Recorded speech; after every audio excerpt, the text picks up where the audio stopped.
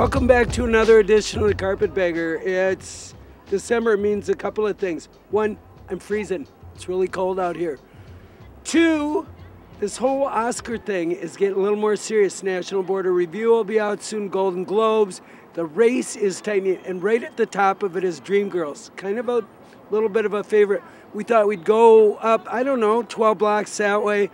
Talk to people, not stars, but fans of the movie about what they think Dreamgirls' chances are in the Oscars.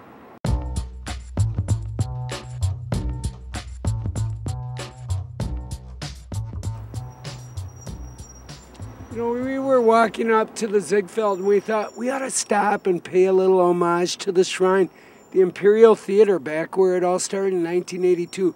Dreamgirls, loosely based on Diana Ross and the Supreme. The Dreamettes took off from there, 1,500 or more performances, a huge success on Broadway, now a big movie.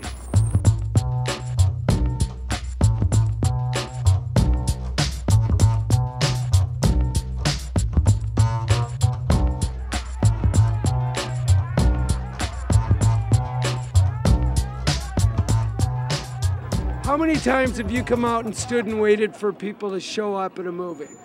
Never. I was guessing that. So here you are. What is it about Dreamgirls that pulled you in? The show. I love the show. I love the music. I've been. Are you worried at all it might be a little bit of a letdown when you see the movie? Yeah, because the show was pretty phenomenal. What's your favorite song in Dreamgirls? One and Only.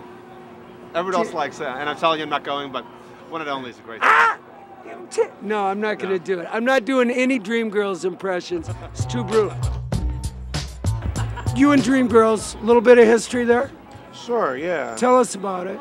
It's been one of my favorite musicals since 1981, and I've performed in Dreamgirls in community theater before. How would you grade your own performance, A, B, C, D, would you say?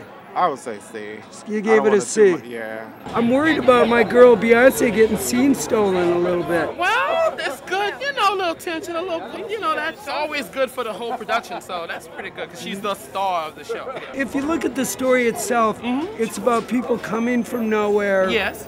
And making some of themselves, which is part of what makes the whole Jennifer Hudson thing so cool. Absolutely. Oh, absolutely. Jennifer Hudson, the underdog, she's the underdog discovered. So that's a great, great thing for her. Now, begging my pardon for a sec, but you don't look like the typical fan of musicals. You look like linebacker. Yet, this movie about people working themselves up from nothing and becoming something has somehow touched you. Well, like I said, I wanted to see Jennifer, and that's Jennifer!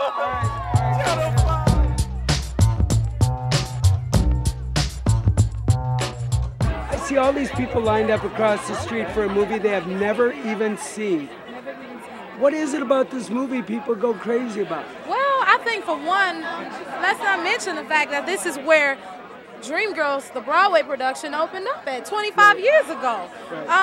And it's just such a magical musical, and it's an all-star cast. I think it's something special for everyone. Talking to all these people who showed up, we haven't even seen the movie. Yeah, I know, yeah. Did you feel them kind of over your shoulder while you were making it that, well, if I screw this up, all the musical fans are gonna create a bonfire and kill me. Exactly, it'll be the end of something last summer. Yeah. Yes. I'll be on the beach and they'll be eating me alive. A little bit, because I'm one of those people. You know, right. I love this show. I saw it on opening night, right. And so every time we made changes, and we did. This is more altered than Chicago was. You know, yes. There are 4 new songs. The second act is kind of significantly different.